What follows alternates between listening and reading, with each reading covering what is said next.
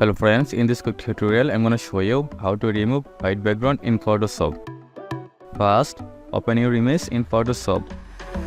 Then go to the window menu, click on the channel and hold ctrl key and click any channel thumbnail.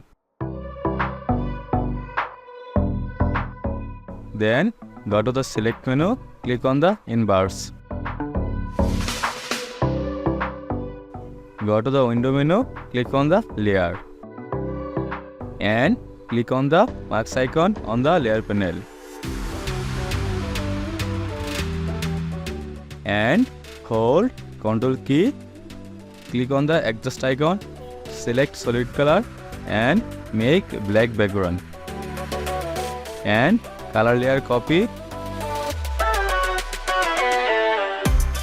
hold shift key on the layer, right click and merge layer. Now we remove white background. If you enjoyed this video, don't forget like, comment and subscribe for more videos.